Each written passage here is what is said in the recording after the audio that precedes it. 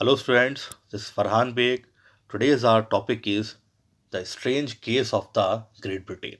आज का जो हमारा टॉपिक है उसका नाम है strange case of the great Britain. यहाँ पर आप देख लीजिए, ये पूरा मैप है पूरे यूरोप का। ठीक है, इस मैप के अंदर यहाँ पे जो आपको दिख रहा है ये पूरा है ब्रिटिश आइल्स, और इस ब्रिटिश आइल्स के अंदर ये पिंक कलर का जो पोर्शन आपको दिख रहा है ये है यूनाइटेड किंगडम। ठीक है, अब इस मैप को थोड़ा सा मैं बड़ा करके जूम करके मैं आपको दिखाता हूँ, तब आपको समझ आएगा कि एक्चुअल में यह है क्या। ये जो पूरा आपको पोर्शन दिख रहा है ज़रा देख लीजिए ध्यान से, ये है पूरा यूनाइटेड किंगडम। ठीक, इस यूनाइटेड किंगडम के अंदर मेनली 4 कंट्रीज आती हैं। एक है स्कॉटलैंड, इंग्लैंड, वेल्स और नॉर्दर्न आयरलैंड। अब अगर इस पूरे किंगडम के अंदर से हम ये नॉर्दर्न आयरलैंड हटा दें और इन 3 कंट्रीज़ को हम ले लें, सिर्फ ये, ठीक है, तो इन सबको कलेक्टिवली हम बोलते हैं ग्रेट ब्रिटेन। इसको हम बोलते हैं ग्रेट ब्रिटेन। ग्रेट ब्रिटेन जो बनता है स्कॉटलैंड, इंग्लैंड और वेल्स को मिलाकर बनता है ग्रेट ब्रिटेन। अगर इसमें हम नॉर्दर्न आयरलैंड इंक्लूड कर लें तो ये पूरा कहलाएगा यूनाइटेड किंगडम। ठीक है, और अब अगर इस हिस्से के अंदर हम इस रिपब्लिक ऑफ, ये जो पोर्शन है इसको रिपब्लिक ऑफ आयरलैंड कहते हैं, ये नॉर्दर्न आयरलैंड से अलग है। अगर रिपब्लिक ऑफ आयरलैंड को भी इसमें जोड़ते हैं तो ये कलेक्टिवली कहलाता है ब्रिटिश आइल्स। ठीक है, ये छोटा वाला जो स्टेट दिख रहा है ये भी इसके अंदर आ जाता है, तब ये ब्रिटिश आइल्स कहलाता है। समझ गए? अब यहाँ पर देखिए ये जो डिवाइडेड है ये एथनिसिटी के आधार पे है। यहाँ पे स्कॉटलैंड के अंदर जो लोग रहते हैं वो स्कॉट कहलाते हैं। यहाँ के जो एथनिक ग्रुप्स हैं इनके अपना कल्चर है, अपनी लैंग्वेज है, अपने इनके सिंबल, सब कुछ अपना अलग है। ठीक है, ऐसे इंग्लैंड के अंदर जो है यहाँ के जो एथनिक ग्रुप्स हैं या लोग हैं वो कहलाते हैं इंग्लिश। ऐसे ही जो वेल्स के अंदर लोग रहते हैं ये वेल्श कहलाते हैं, और आयरलैंड के अंदर जो के लोग रहते हैं इनको आयरिश बोलते हैं। ठीक है, समझ गया ना? तो ये यहाँ पर एथनिसिटी है, अलग अलग एथनिसिटी के लोग यहाँ पर रह रहे हैं।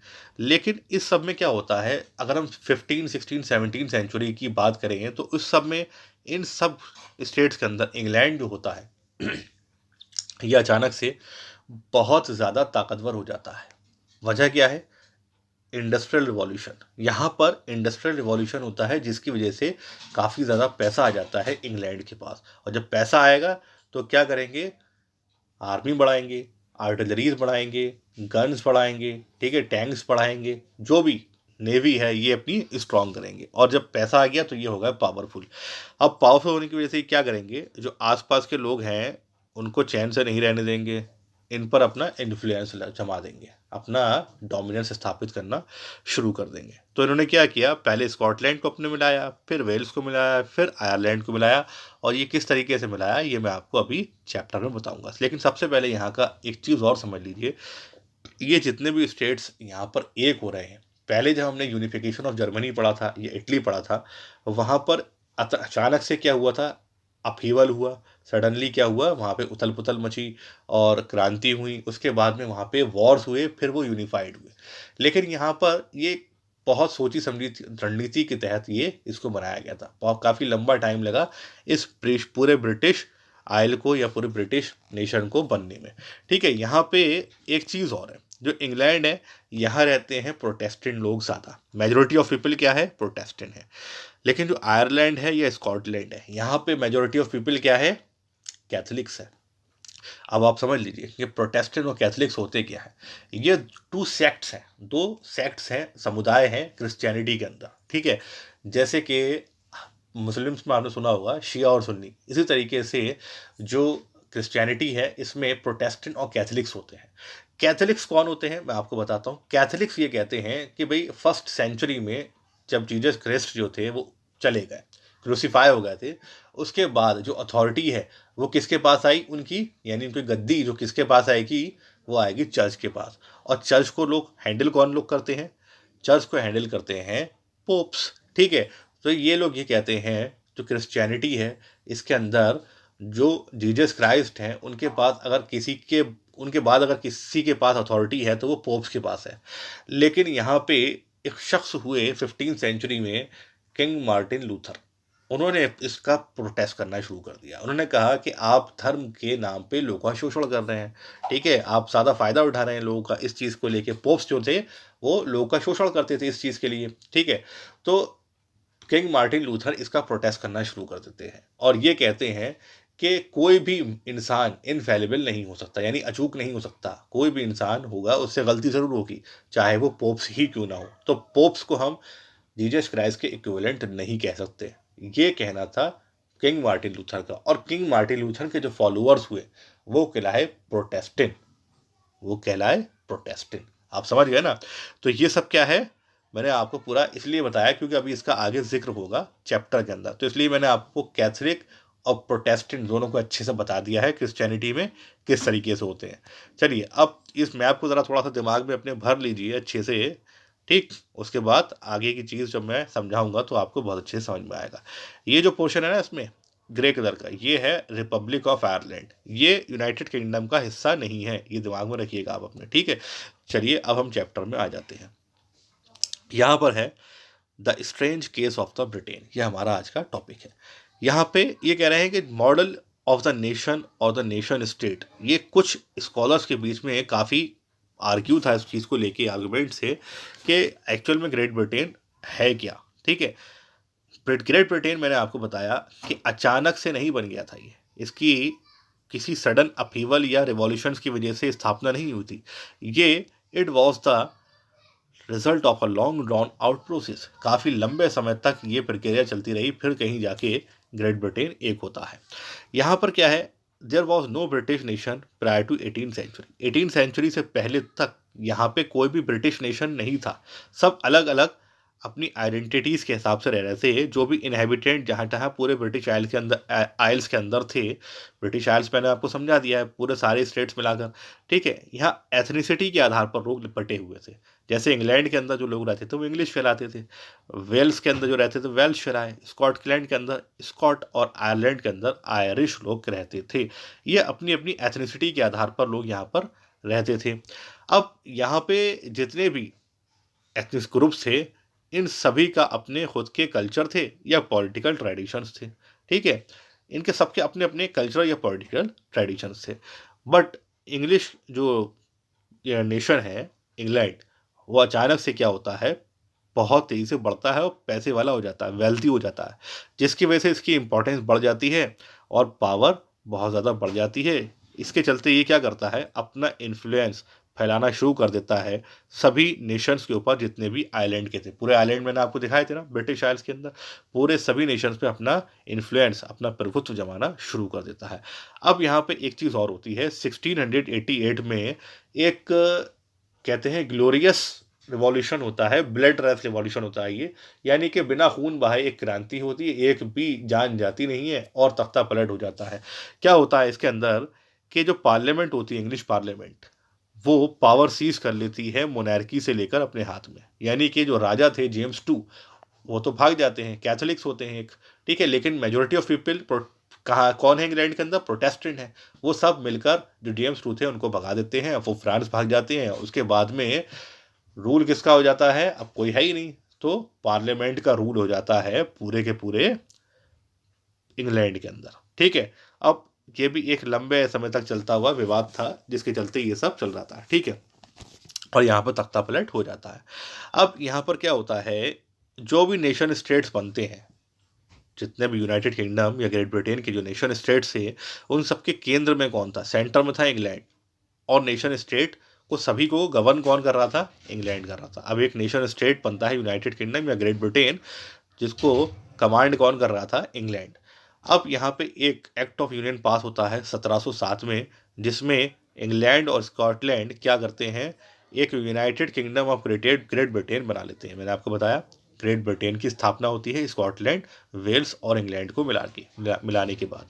अब इसके साथ साथ क्या होता है, जो इंग्लैंड है वो अपना इन्फ्लुएंस शुरू कर देता है जमाना किसके ऊपर, स्कॉटलैंड के ऊपर। स्कॉटलैंड में अब क्या होगा, अब यहाँ पर जो ब्रिटेन है, ब्रिटेन के अंदर जो पार्लियामेंट है अब तक काफ़ी स्ट्रांग हो जाती है। पार्लियामेंट का जो पूरा रूल है, यानी पूरी कंट्री को जो चलाया जा रहा था, वो इंग्लिश पार्लियामेंट के मेंबर्स के द्वारा चलाया जा रहा था। यानी जो रिप्रेजेंटेटिव्स हैं वो चला रहे थे पूरे के पूरे सिस्टम को।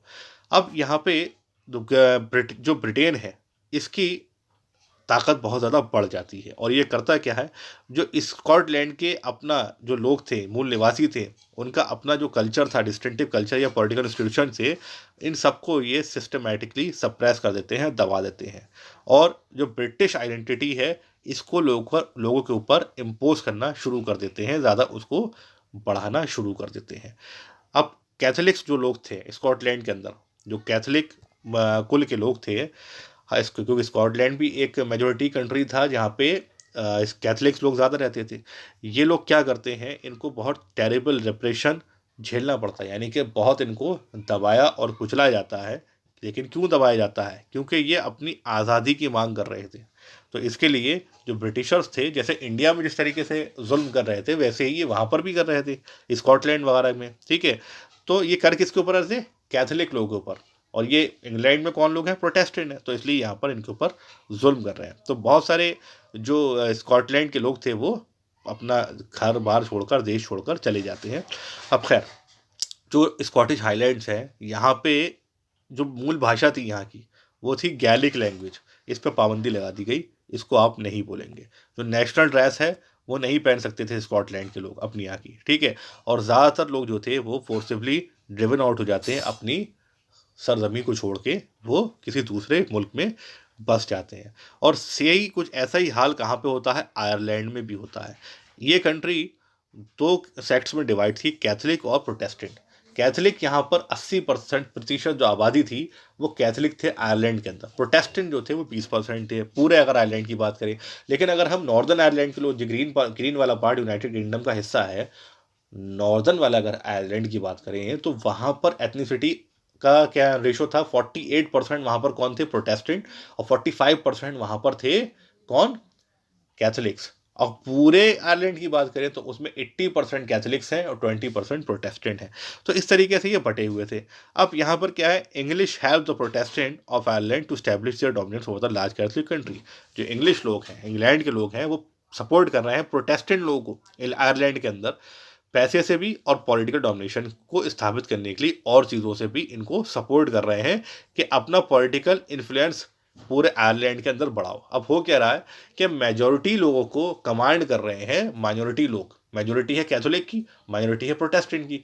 तो आयरलैंड में ये ताकत किसकी बढ़ा रहे हैं? इंग्लैंड वाले बढ़ा रहे हैं प्रोटेस्टेंट लोगों की, माइनॉरिटीज़ की। ये चाहते हैं कि माइनॉरिटी लोग यहाँ पर रूल करें, और ये आखिर में ऐसा करवा भी देते हैं, ठीक है।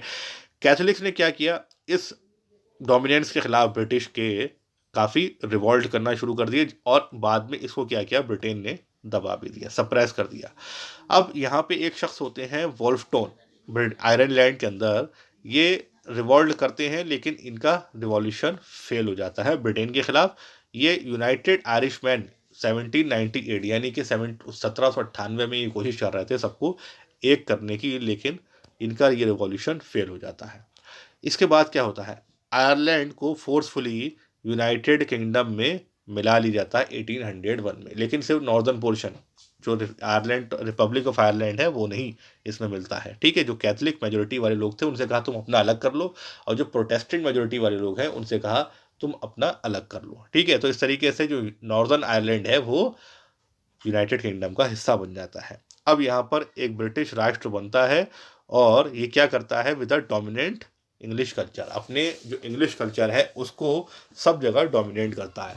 लेकिन अब पूरे यूनाइटेड किंगडम पे इंग्लैंड ने अपना प्रभुत्व जमा लिया है, इंग्लिश कल्चर को इम्पोज तो कर दिया है, लेकिन यहाँ पर दिल जीतने के लिए क्या करा जाएगा? एक सेंस ऑफ कलेक्टिव आइडेंटिटी लाने के लिए लोगों में क्या किया जाए?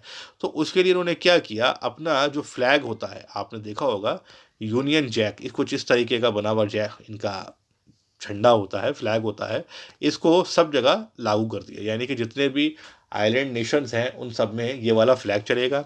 और इनका जो नेशनल एंथम है, वो है God save our Nobel king. इसको सब जगह मैंडेटरी कर दिया, और इंग्लिश लैंग्वेज को प्रमोट किया जाने लगा सभी ऑफिशियल वर्क के लिए। जितने भी कार्य हैं, जो जैसे इंडिया में जब ब्रिटेन की हुकूमत थी, तो ऑफिशियल वर्क सारे इंग्लिश में होते थे, वैसे ही वहाँ पर भी इन्होंने सारे के सारे काम इंग्लिश में कराना शुरू कर दिए थे, और बाकी सारी जो लैंग्वेज थी उनको सेकेंडरी बना दिया था। और जितने भी ओल्डर नेशंस थे, जैसे कि स्कॉटलैंड हो गया या वेल्स है या आयरलैंड है, इनकी अपनी आइडेंटिटी ख़त्म हो चुकी थी और ये सिर्फ एक सबऑर्डिनेट पार्टनर की तरह इस यूनियन में, यूनाइटेड किंगडम की जो यूनियन थी, इसमें एक सबऑर्डिनेट पार्टनर की तरह सिर्फ काम कर रहे थे। आई होप लेक्चर आपको पसंद आया होगा। लेक्चर कैसा लगा मुझे कमेंट्स बॉक्स में ज़रूर बताइए, और लेक्चर पसंद पसंद आए तो लाइक सब्सक्राइब शेयर ज़रूर करें। अभी के लिए इतना ही, साइनिंग ऑफ, थैंक यू।